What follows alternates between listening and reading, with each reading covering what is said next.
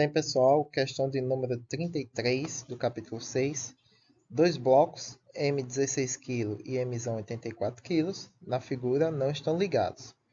O coeficiente de atrito estático entre os blocos é de ms 0,38, mas não há atrito na superfície abaixo do bloco maior.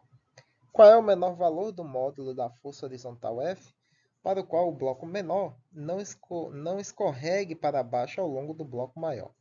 Então, nós temos aí a situação do esqueminha aí atribuído, onde nós temos uma força aplicada ao bloco M, que o faz entrar em contato com o bloco M. A superfície entre o M e o chão não tem atrito, então ele desliza livremente. Então, qual será a força necessária para manter o bloco M e M grudados, sem que esse M deslize e escorreguem para baixo? E lembrando que essa força ela tem que ser necessária, porque a mínima necessária, porque ao aplicar essa força, o bloco maior vai se deslocar, pois a superfície embaixo está sem atrito. Então, vamos aqui ver os vetores forças que atuam sobre o bloco M. Então, nós temos a força peso, a força que M faz em M, e a força de atrito estático, né? Já que a gente quer que ele se mantenha preso, né? Ou seja, não haja movimento. Então, a força de atrito estático entre o bloco pequeno e o bloco grande, que é no sentido oposto à tendência do deslizamento.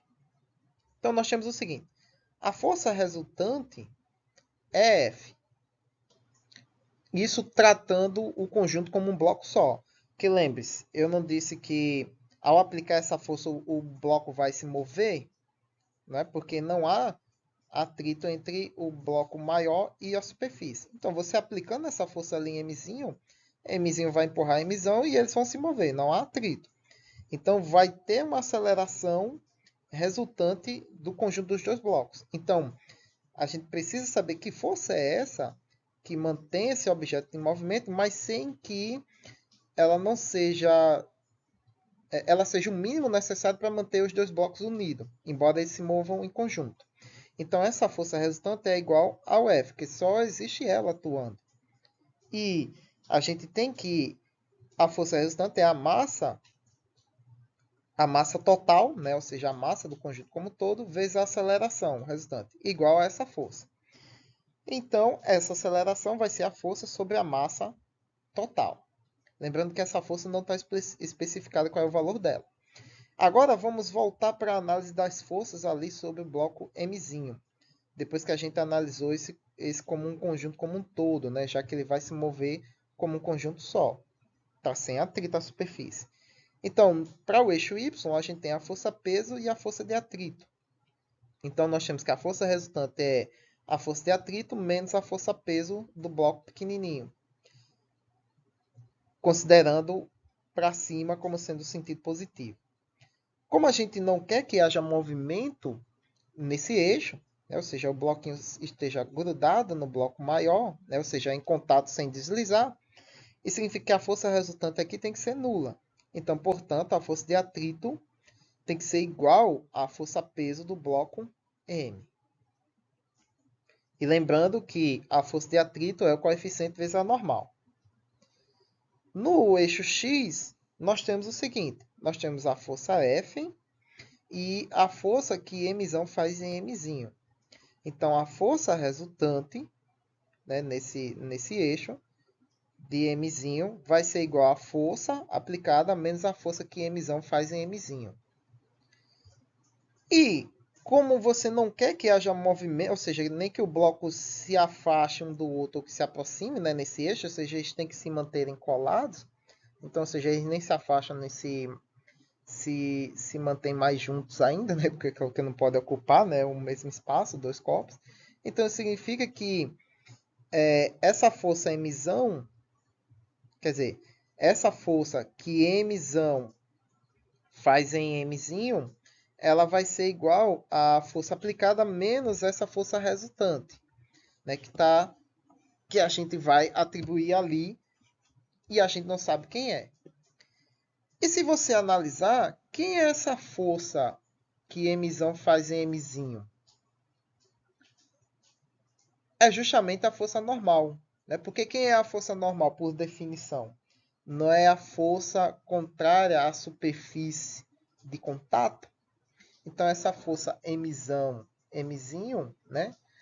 É justamente a nossa normal, que a gente vai atribuir ali na força de atrito estático, né? Que é o nosso Fn.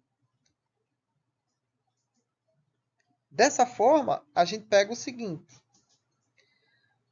A nossa força-peso não é igual à força de atrito estático. Então, ela vai ser μs vezes a normal. Só que quem é a normal? Não é a força que a emissão faz em Mzinho? E quem é a força que a emissão faz em Mzinho? É a própria força aplicada pela seta em vermelho ali, menos a força resultante no bloco Mzinho, que é a massa dele vezes a aceleração.